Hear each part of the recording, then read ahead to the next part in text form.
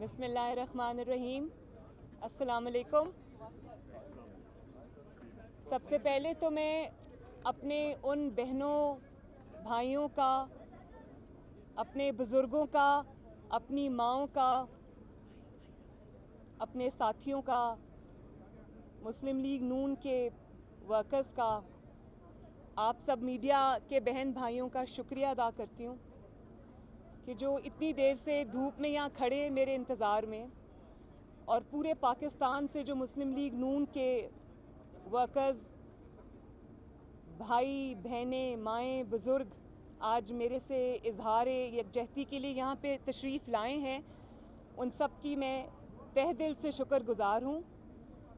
और जिन्होंने मुझे पैगामात भेजे, लातादाद पैगामात भेजे, मुझे दुआएं मौसूल हुई, मुझे सपोर्ट के मैसेजेस मिले, मैं आप सब की बहुत बहुत शुक्रगुज़ार हूँ। ये सपोर्ट और ये जो जज्बा है, ये जो खलूस है, ये मुझे हमेशा याद रहेगा। आप सबका शुक्रिया। मैं अपनी बात कर लूँ पहले प्लीज़। और अभी मैं JIT से आई थिंक 2 घंटे का सेशन करके आई हूँ। जो कुछ उन्होंने मुझसे पूछा मैंने उसका जवाब दिया, और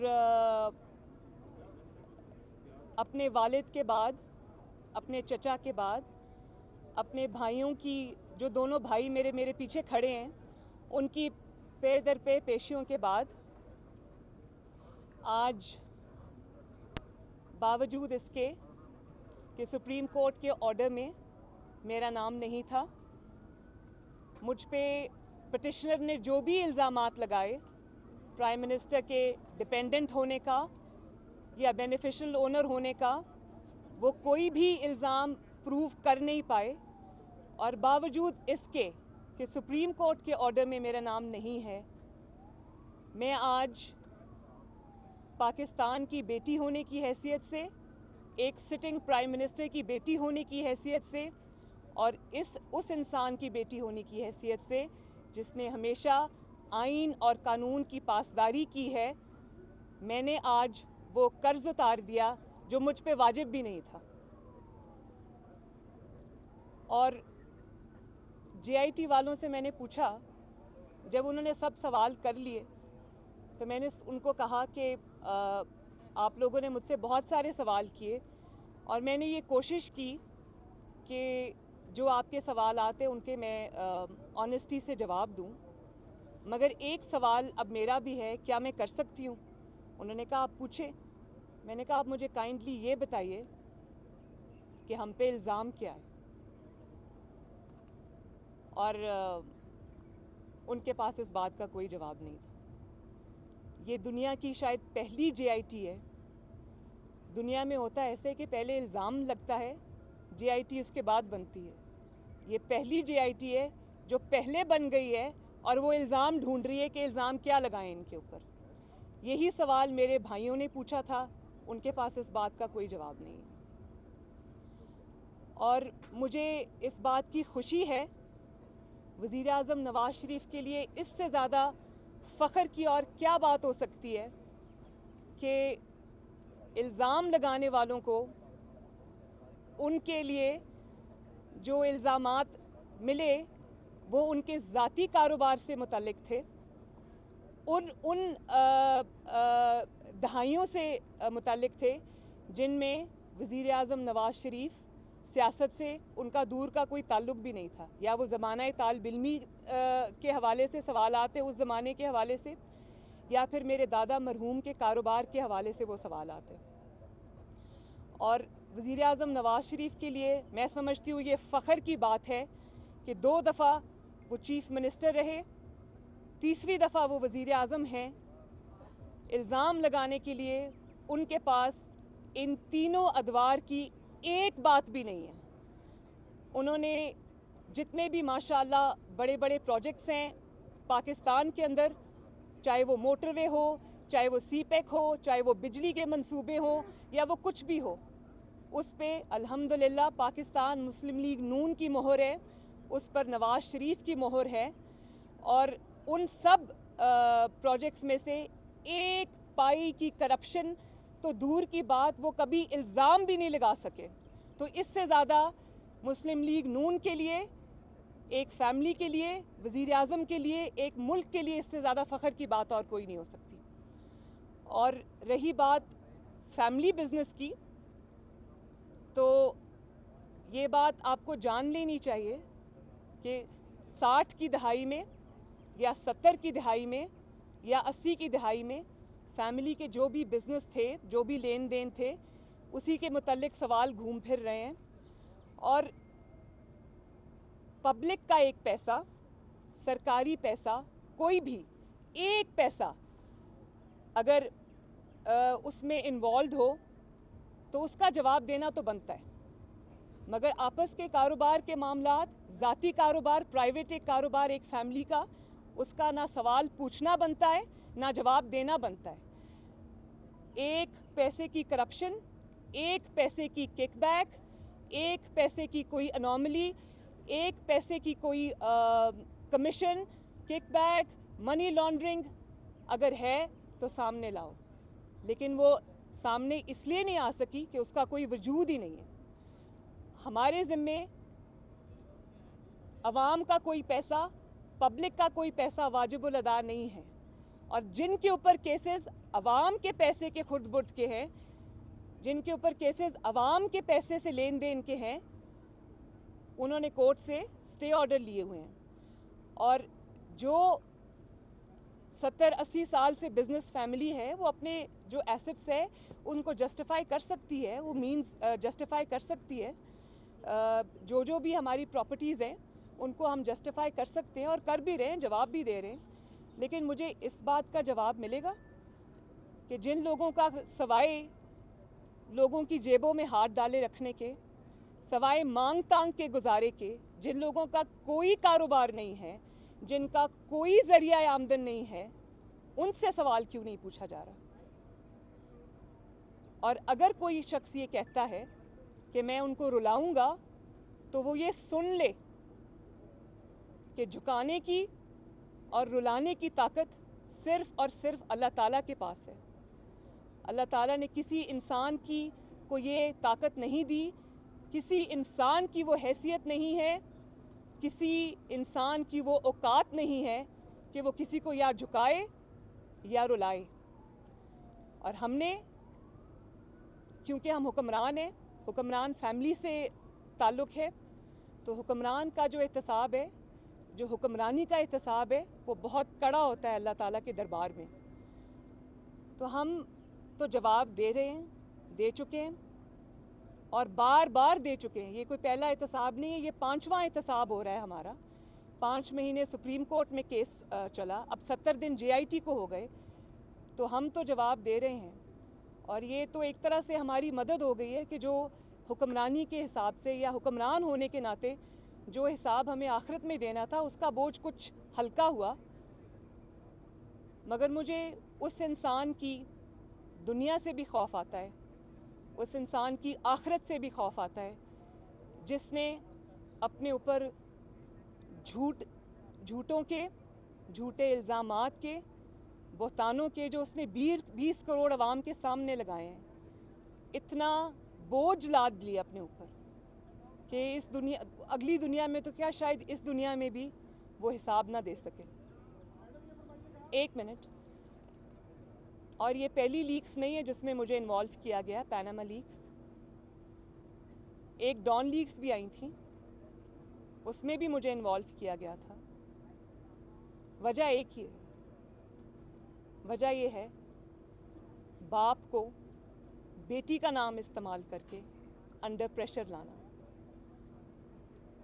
सब जानते हैं कि जो बेटी है, इस्लामी रवायात में, मशरकी रवायात में, बेटी वालिदैन के और स्पेशली ख़ुसूसन अपने वालिद के दिल का नरम तरीन और हसास तरीन हिस्सा होती है। और नरम तरीन हिस्सा अगर वो वालिद के दिल में हो तो वो फ़ातिमा तो ज़हरा की तरह होती है, अगर वो अलम उठा के मैदान में आ जाए तो वो बीबी ज़ैनब की तरह होती है। नवाज शरीफ की बेटी को उसकी कमज़ोरी समझने वाले नवाज शरीफ की बेटी को इंशाअल्लाह उसकी ताकत पाएंगे। और अगर किसी का ये ख्याल है कि बेटियों को इन्वॉल्व करके और इस तरह से वो वज़ीर आज़म नवाज शरीफ को किसी इम्तहान से दो चार करेंगे तो वो सुन लें कि मैं वज़ीर आज़म नवाज शरीफ की बेटी हूँ, उस शख्स की बेटी हूँ जिसने मुझे हक़ के लिए खड़ा होना सिखाया, उस शख्स की बेटी हूँ जिसने मुझे ये तरगीब दी कि झूठ के आगे, जुल्म के आगे सर नहीं झुकाना। मगर ये वो लोग समझ नहीं सकते जिनको बेटियों की कदर नहीं है, जिनको बेटियों की तकरीम का पता नहीं है, जिनको ख़ानदानी इक़दार का पता नहीं है, शायद वो ये बातें कभी समझ नहीं सकेंगे। मगर आज मैं पाकिस्तान की हर उस बेटी से मुखातिब हूँ जो अपने वालिद से मोहब्बत करती है और हर उस वालिद से मुखातिब हूँ जो अपनी बेटी से मोहब्बत करता है कि बेटियाँ, अगर नवाज शरीफ की बेटी को आप इसलिए निशाना बनाएंगे कि वो नवाज शरीफ की बेटी है तो वो उसका जवाब इसलिए देगी, वो वापस लड़ेगी इसलिए क्योंकि वो नवाज शरीफ की बेटी है। और अगर किसी का ये ज़ोम है कि हमें तो हाजिर होना था, हमारे पास कोई रास्ता नहीं था, तो हमारे पास भी बहुत रास्ते थे। हम भी टेक्निकलिटीज़ का सहारा लेकर, इम्यूनिटी का सहारा लेकर, जो वज़ीर आज़म नवाज शरीफ को एज़ वज़ीर आज़म अवेलेबल थी, हम भी इक़्तिदार के इवानों में छुप सकते थे। हम भी कमर दर्द का बहाना बना के गाड़ी को हस्पताल की तरफ मोड़ सकते थे। हम भी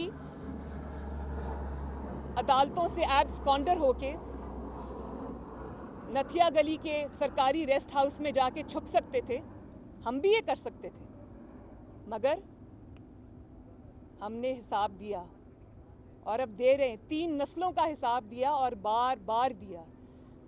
और ये याद रखो कि आइन और कानून की हिफाजत और पासदारी के बदले में नवाज शरीफ ने जो वार अपने दिल पे लिए हैं, जिस एहतसाब की भट्टी में से वो गुजर के आया है, जिस तरह उसने मर्दाना वार शेर दिल इंसान की तरह एहतसाब का सामना किया है और बार बार किया है, बेरहमाना एहतसाब का सामना किया है, वो ये एहतसाब और ज़ख़म जो हैं वो अपने सीने पे सजाकर तमगों की तरह 2018 में अवाम के पास जाएगा। उस दिन से खौफ खाओ जब नवाज शरीफ अपनी कहानी अवाम के पास लेके जाएगा। उसको इस नहज पे मत लेकर जाओ कि जो राज उसके सीने में दफन है, जो साजिशें उसके ख़िलाफ़ हो रही हैं, वो अवाम को ये बताने पे मजबूर हो जाए। और साजिशें भी नवाज शरीफ के ख़िलाफ़ इसलिए होती हैं कि साजिश करने वालों को ये पता है कि वो मुहिब वतन इंसान है। वो साजिश झेल जाएगा, वो बर्दाश्त कर जाएगा, मगर वो वतन की खातिर ज़बान नहीं खोलेगा, वो वतन की खातिर चुप साध के रहेगा। मगर मैं उन लोगों को ये बताना चाहती हूँ, सियासी मुखालफीन को, और साजिशें जिस तरह की वो कर रहे हैं, मैं उनको ये बताना चाहती हूँ कि अवाम उसकी ताकत है नवाज शरीफ की। और अवाम को इतना एतबार है, लीडर भी होते हैं, सियासतदान तो यहाँ बहुत हैं, मगर नवाज शरीफ एक वाहिद लीडर है जिस पे कौम एतबार करती है और जिसका लोगों को पता है कि ना वो खुद झुकेगा, ना वो अपने वोट को झुकने देगा, और वो आइन और कानून और सिविलियन बालादस्ती के लिए खड़ा है, खड़ा रहेगा। उसके अलावा किसी भी लीडर में इतनी हिम्मत नहीं है कि वो किसी भी गैर कानूनी, गैर आइनी कदम के सामने दीवार बन के खड़ा हो जाए। एक मिनट नहीं, अब मेरे कुछ सवाल बनते हैं। और वो ये सवाल हैं कि पनामा लीक्स के अंदर 400-500 ख़ानदानों के और भी नाम आए, और इससे ज़्यादा मुज़िका खेज़ और बात क्या होगी कि जिन्होंने पनामा लीक्स के ऊपर हम पे मुकदमे कर रखे हैं ऑफशोर कंपनीज़ के, मुकदमा करने वालों की अपनी ऑफशोर कंपनीज़ हैं, मगर क्योंकि पनामा लीक्स में नाम नहीं है तो वो उनकी ऑफशोर कंपनीज़ हलाल हैं, बाकियों की हराम है। और पनामा लीक्स कोई आसमानी सहीफ़ा नहीं है, तुम्हें भी जवाब देना पड़ेगा, अब हर चीज़ का जवाब देना पड़ेगा। एक ही ख़ानदान का कितना एहतसाब करोगे? 3 नस्लों का एहतसाब तो हो गया, दादा की कब्र से लेके वज़ीर आज़म की ज़माना तालिब इल्मी से लेके उनके पैदा होने से पहले से लेके शहबाज शरीफ से लेके हुसैन नवाज़, हसन नवाज़, मरियम नवाज़, अब हमारे बच्चे, एक फैमिली का कितना एहतसाब करोगे? 6 महीने सुप्रीम कोर्ट का केस चला, कुछ नहीं निकला। 70 दिन की JIT, आज मुझे एहसास हुआ कि इनके पास कुछ नहीं है। ये JIT लगाकर इल्ज़ाम ढूंढ रहे हैं कि इल्ज़ाम लगाना क्या है। मनी ट्रेल बहुत पहले की दे दी हुई। 1 मिनट बीच में, 1 सेकंड, मैंने अभी बात ख़त्म नहीं की, मैंने अभी तक बात ख़त्म नहीं की। और मैं आखिर में ये ज़रूर कहना चाहूँगी कि अगर नवाज़ शरीफ के ख़िलाफ़ साजिश करोगे तो नवाज़ शरीफ पहले से ज़्यादा ताकत के साथ वापस आएगा। जब नवाज़ शरीफ के ख़िलाफ़ साजिश हुई, वो पहले से ज़्यादा ताकत के साथ अल्हम्दुलिल्लाह वापस आया, और वो पाकिस्तान का एक वाहिद शख्स है जिसको पाकिस्तान के अवाम ने और अल्लाह ताला ने तीसरी दफ़ा वज़ीर आज़म बनाया। अब अगर उसके ख़िलाफ़ साजिश की, बाज नहीं आए, तो वो चौथी दफ़ा भी वज़ीर आज़म बनेगा, 5वीं दफ़ा भी वज़ीर आज़म बनेगा। रोक सकते हो तो रोक लो, रोक लो नवाज़ शरीफ को, वरना रोक लो नवाज़ शरीफ को, वरना पाकिस्तान से दहशतगर्दी का मुकम्मल ख़ात्मा हो जाएगा। रोक लो नवाज़ शरीफ को, वरना बिजली के मंसूबे मुकम्मल हो जाएंगे। रोक लो नवाज़ शरीफ को, वरना लोड शेडिंग ख़त्म हो जाएगी। रोक लो नवाज़ शरीफ को, वरना सड़कों के जाल बिछ जाएंगे। रोक लो नवाज़ शरीफ को, वरना CPEC मुकम्मल हो जाएगा।